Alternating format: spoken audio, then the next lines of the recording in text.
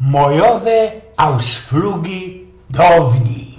Przy takim ausflugu mogłoby się przytrafić coś takiego jak mojemu jednemu kamratowi, który robił za szofera. Taki srogi autobus przykludził się do szpeli, do granicy, no i przodzi było tak. Paniczki na lewo, panoczki na prawo, piwo i sanie, kiedyś tam już rozbzukane rajzyndry haltują ten auto. Po jakimś czasie, kiedy już wszystkie wkarycyli się do autobusa nazad, szofer pytał: jeśli sam kogoś wam faluje, jeśli kogoś brakuje, nic, żaden się nie odzywał, cicho. Kiedy już ta szpela przejechali, pas kontrola, celniki i takie tam mecyje, do szofera podlezuje jeden taki istny i godo, lekko brący mamro coś ich pod puściskiem. Panie szofer, a sam nie ma moi stary. To przez co ja się pytał, jeśli kogo nie brakuje. Na to ten istny: przeca ja nie godum, co mnie łonej brakuje. Ja ino godum, co i nie ma. I już jak to już kiedyś godą muszę zrobić ten szpagat między naszą godką a sztrofkami napisanymi bez polskich ani naszych poetów.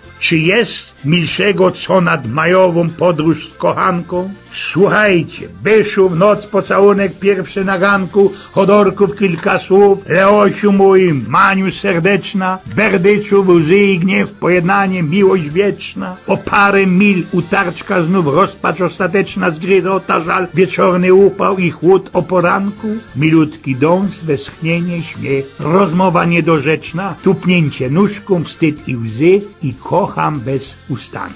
Gryfne to, co napisał jeszcze w XIX wieku Leonard Sowiński, prawda? A mnie się to wspomniało z kuli tego, co i ja i moje kamraty jeszcze za młodzioków napoczynali my już we moju rajzować bele kaj, bele no cytnąć ze tego wtyczos fesnelnie zasmędzonego i czarnego zapaskudzonego chorzowa. Fyrtali mi kaj się ino dało, nie byli to delsze rajzy, można ino poranoście, albo jakieś ich pora 10 kilometrów, ale zawsze co chciał być deszko na świeżym lufcie, no i waży, no to ze jakąś gryfną frelą. Rajzowało się lebo w górę, albo kajsik niedaleko na Szyndzielnia do Wisły, lebo też, kiedy było barzy gorko nad woda, a my mieli sam i mamy mocka tajchów, subli i kobiorków naokoło. Na taką też rajza wybrał się jeden mój sąsiad Peter Janiurek, poralot ode mnie starszejszy ze swoimi kamratami. A iże to byli młodzioki i nieopaterne chojroki, wleźli się na dach cuga, kierem jechali kajsik nad ploso, którego dzisiaj już ginał nie wspomna. No i ten mój kamrat Peter Janiurek, jego starszejszy bracik,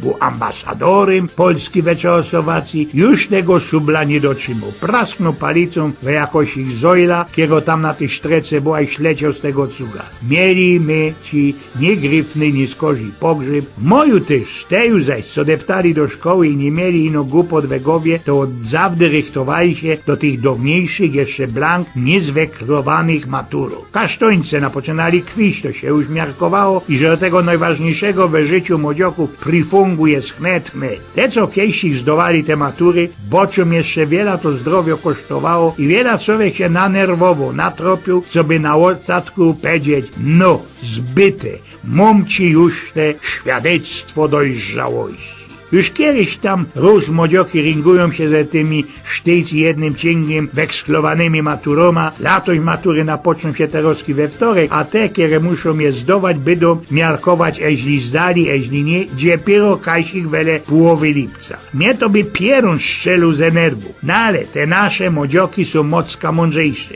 One miast doczkać, co im te rektory wyrychtują, balangują na cołki karpenter, lebo wykludzają się kajsik do inszych krajów, co by dziebko przydubnąć do Taschengeldu, kiedy nie wtorejno erbną od ojców nawet czasy. Ale to już nie jest moja utropa, jest se zdował matura za starego pierwej i bez tego cołkiego wnerwiania się i tego, co łozgzukaniu. Eugen